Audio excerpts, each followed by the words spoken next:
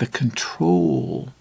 But it's the same with gambling. It's the same with drinking. It's the same with drugs. It doesn't matter. It's not about spiritual. It's not about religion. This is the how and why of it. We had to quit playing God. It didn't work. The how? Quit playing God. The why? It didn't work.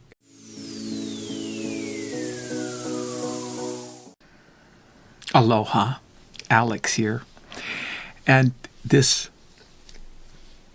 topic, playing God, has parentheses right away. It says, how and why? And I thought, wait a second. How and why to how to play God, and why do I want to play God? No. It's how and why to deal with this playing God thing, because right off the bat, what's at the bottom of all of my addictions, because I talk about multiple expressions of addictions that I have dealt with throughout my life, and that there was one thing at the bottom, and it's the ego, and I talk about the ego, but it's how does it pan out? And it's the control issue situation. In Alcoholics Anonymous, because I use that. Doesn't matter if it's gambling or sex or relationship addiction or food, or doesn't matter. I use that because it's the mother. It has the most experience behind it, and there is a simplicity to the initial Alcoholics Anonymous original book. In there, a simplicity, and on pages, in the how it works chapter, pages 60 to 64, are so amazing. When I can, for myself, I need to realize that it absolutely was founded from principles derived from Christian, serious Christian stuff. I don't care. It works. But I, for myself, have my own, because it doesn't matter to me. So someone may be a Christian and really appreciate that Christian bent, and that's okay, fine. For me, I'm not religious. I'm not even spiritual. And someone said to me, very close to me, so you're an atheist? And I'm like, excuse me? Well, where in the heck did you get that from? I am not an atheist. Yeah, because you don't believe in God. And I'm like, whatever got you to say that? That's ridiculous. But this is, and so I looked at it. There's the atheists and there's agnostics. It says the agnostics are no faith or belief in the existence or non-existence of God. Me, I have no faith or belief in religion or spirituality. So it's like, this is the thing that has gotten to me all as I'm growing up, is that every time I talk about God, instantly people would equate that to their religion. So all of a sudden we're talking about their religion when I'm referring to and there was not an equal, we were not on equal footing at that point, because we're talking two different things. I'm like, wait, how did we get over there when all I'm talking about is this beautiful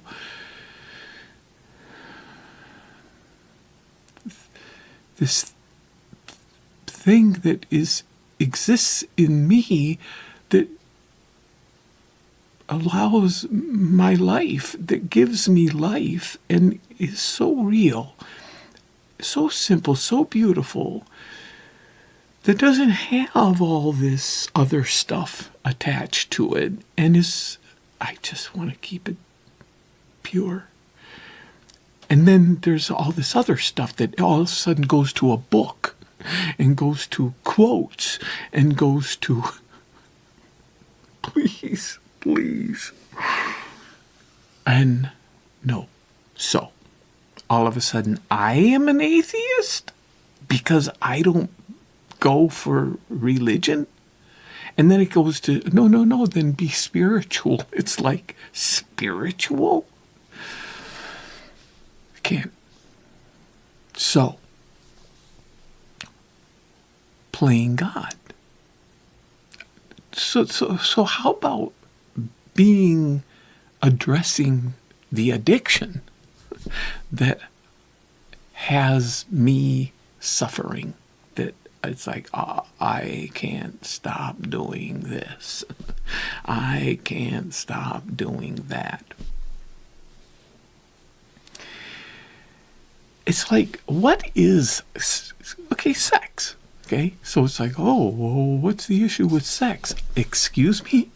It's like I get into a relationship, and it's like I can't differentiate. It's like I can be codependent in a relationship and have this codependency, but I can't acknowledge that there's a difference between the codependency where I'm relying on the other person to fill something in me that they can't fill, but I'm trying to get that. So that's codependency. But that's different than that when there's the sexual, then all of a sudden, when that takes over me, I have to have this. I have to have, as soon as it's sexual, it's like I have to have it. It takes over me. That I have a need, and you have to fill it. That's your responsibility. It's like put so much pressure on the other person, and it's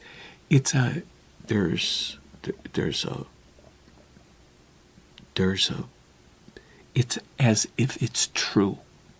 As if it is true. I totally buy into it because it's a hormonal kind of a thing that was all the way back to adolescence when it first began, that I'm still buying into. It's like, no, but it's not true. It's not true. But it's like it is being treated as true just because it's sex. So I have been to SA meetings.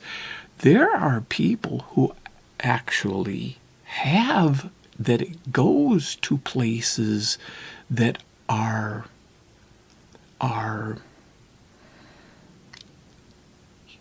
not only suffer in them own selves, to me, it's my suffering. And yeah, it is an imposition on the people I'm in a relationship with, but I'm talking about that there are people where it goes into other realms of even illegal. I mean, it causes serious problems that I'm grateful it isn't.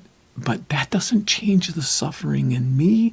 It doesn't change the impositioning in the relationships and how it can become an issue in the relationships.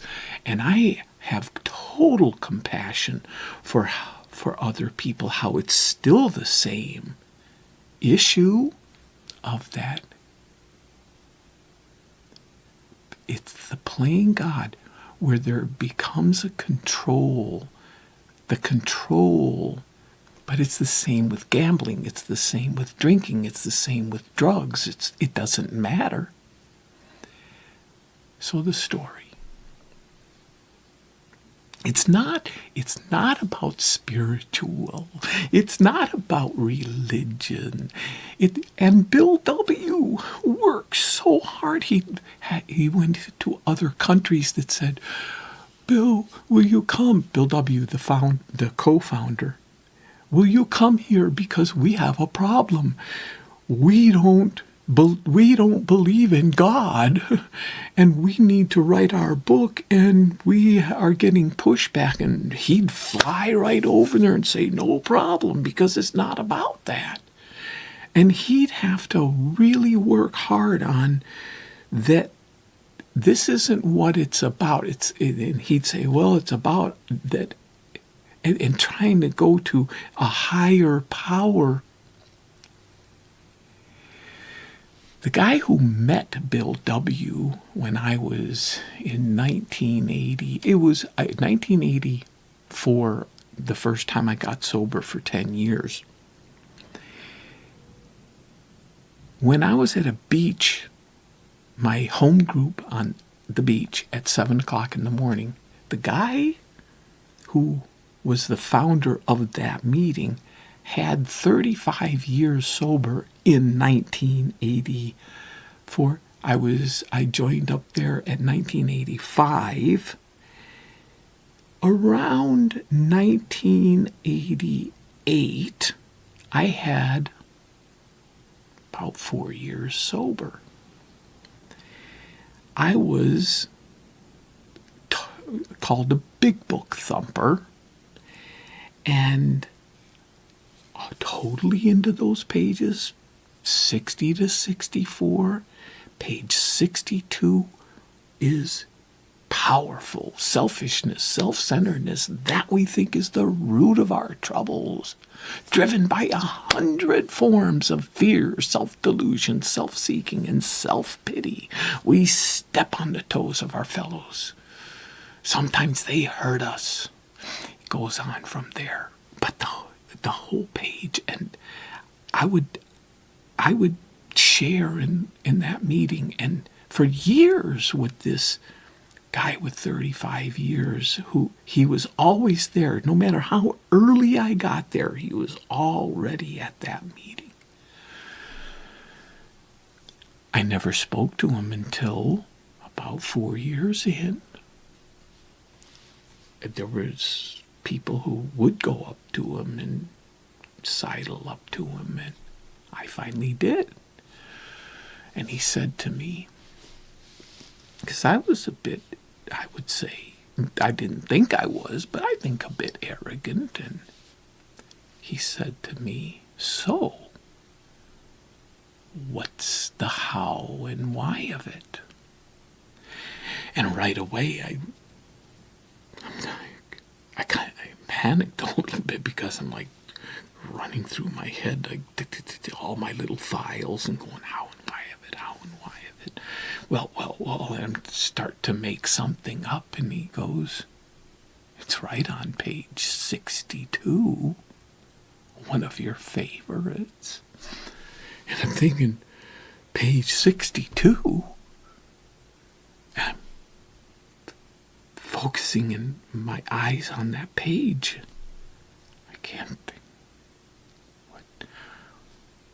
What? Well, something. And he said, it says right there, this is the how and why of it. Look it up. And I pulled out my book because I have it every time. And I couldn't believe my eyes. Toward the bottom, this is the how and why of it. We had to quit playing God. It didn't work. The how, quit playing God. The why, it didn't work.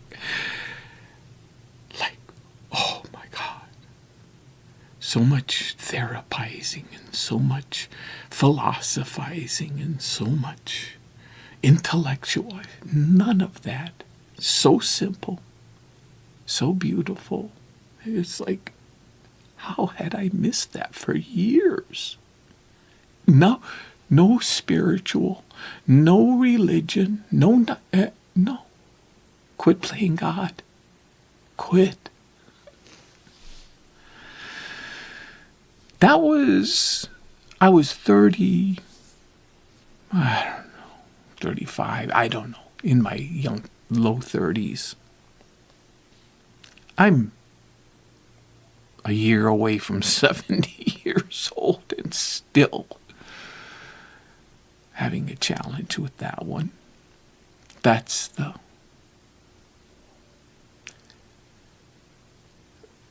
full Monty right there.